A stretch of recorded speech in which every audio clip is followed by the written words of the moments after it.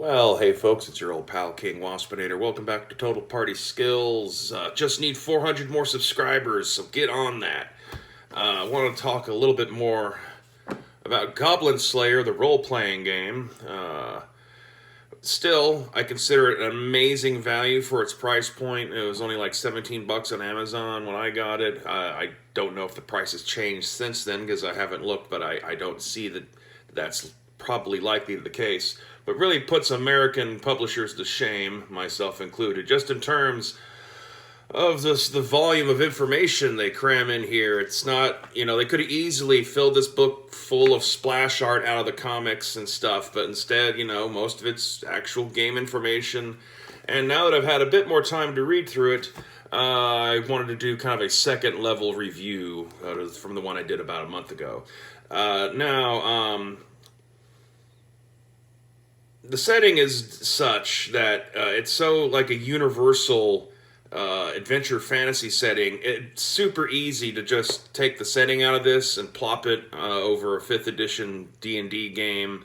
You got humans, elves, dwarves, pad feet, which are animal people. They put a little bit of emphasis on the lizard folk in particular, since there's a lizard folk character in the main cast of the show. But the lizard people are just one of a whole variety of padfoot type peoples out there. So you can potentially bring in some of the other animal type races out of the D&D supplements. Also, the way even the lizard folk are described, you can use Dragonborn as one of them too if you want. The rule system itself, having not guinea pigged it on anyone yet, it seems functional. A little complex, not burdeningly so, and not meaninglessly complex. One of my big complaints about the Marvel Multiverse playtest rules is that it was made complicated for no good reason, kind of a thing. There seemed to be an effort in here to really want to make sure to pump up a character's bonuses and numbers on their stat sheet and when they roll, because it creates this illusion of power. It's like, oh, I'm adding 33 to my strike attack. Oh my god, Spider-Man's so buff, kind of a thing. But in reality, if you could chop like a good chunk of that out of everyone's bonuses, and then suddenly you're really like, oh, well, Spider-Man's got a +4 bonus to doing this thing, as opposed to a +24 bonus. It's showy, but it's meaningless. This seems to be a lot more lean. The basic rule dynamic is the characters have a total of 7 attributes. 4 of them are primary and 3 of them are secondary, and they interact with each other. You'd list all your primary ones down vertically, and then across you make a little grid horizontally. You then would have your secondary scores, and then you add those together to get a bunch of base score values, which you use for most of your action rolls to perform skills or various tasks in combat and stuff. Which you take whatever that base score number is, depending on what kind of action it is and how it relates to the primary attribute. And then you add that to a roll of 2d6 and try to beat a difficulty number with that combination. It's not terribly hard to understand. It might be a little unnecessary to have all the secondary attributes.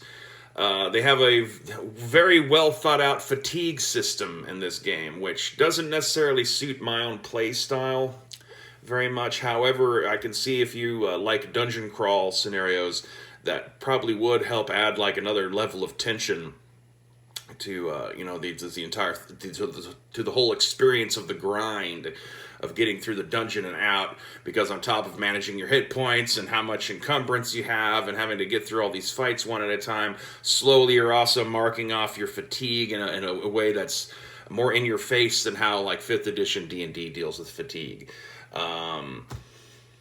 Has like some of the best game master advice sections I've seen in any role-playing game. The section when it's like actually describing what you're doing and how to write adventures is wonderful. Actually tells you like a lot of the same kind of basic advice I try to convey, where you want to make sure you have branching points and plot twists, and it actually tells you how to write a story basically. It's incredibly good value. I having not played the rules system out in any sort of scenario with, any of my usual guinea pigs. I can't really speak to how it feels. I do feel that it is possibly unnecessary. It does also, in like other races, it has like a non-halfling halfling called the Rhea, spelled R-H-E-A. I don't know, if Kender from Dragonlance were tolerable, perhaps it might be a better way of describing the Rhea. They're elven. They look like fully grown elves, but they're child-sized. I guess that might be your lolly thing that's in the Goblin Slayer setting. Overall, oddly, many of the things, the kind of like the brutal kind of stuff that would happen in the Goblin Slayer show and manga that kind of help it make its mark on the culture in the first place. It doesn't lean into any of that kind of stuff. In many ways, if you were to look at the balance of what the player character races are and the description of the world setting and stuff, it seems just as much kind of written for like modern young audience as anything Wizards of the Coast puts out. And yet, it also, though, doesn't at any point tell you not to do any of these sorts of things. It doesn't preach at you at all, like a lot of, current, rule books that have been coming out the last few years can't seem to help themselves, but do at some point. It just actually tells you how to game master. It tells you how to play. It tells you how to write adventures. Has a small selection of adventures at the end of it.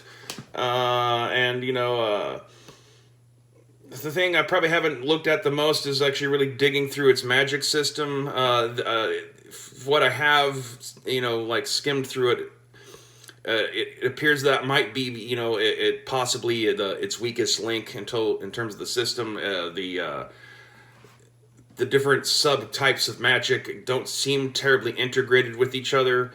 It also seems like it's one of those games where it's going to take a while before you're not having to constantly stop and pause your game to reference things out of the rule book because of the fact that it is a little complicated. But as I said in my previous video, it's a Japanese setting developed by Japanese developers. The fact that it involves a little bit more math and reference material than you might find in an American game doesn't strike me as terribly surprising. So, but also, as I said, you don't have to use the rules if you don't like them. The world setting is like wonderfully generic in all the kind of right ways. It's a world that's kind of aware of the fact that it's a role-playing game setting and how it's put together and how its mythology works.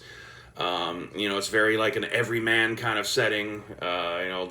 Most people have fairly like generic title-based names. NPCs are known by what they do, as opposed to you having to figure out some funky, near-human sounding name for them and stuff.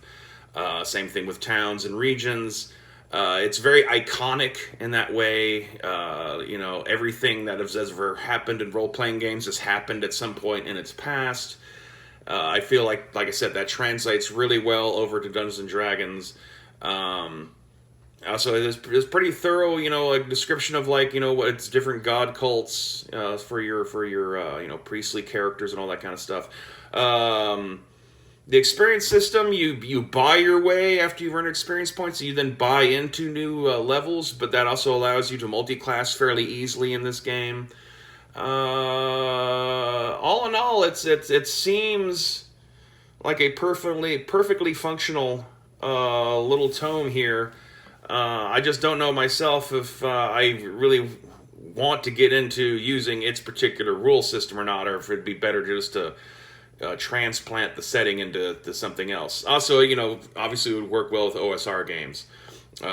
It's just having rules on hand that are official to that game system for the various kind of animal creatures might be the only issue there. And I guess the Rhea, you could basically just use halfling stats. Just they have a different personality than what you find in your classic D&D supplements and all that kind of stuff. But still, of some of the products I've seen in the last year or two since I started this channel, it's great. Great bang for your buck here. So, get on Amazon and check it out. Goblin Slayer, TRPG.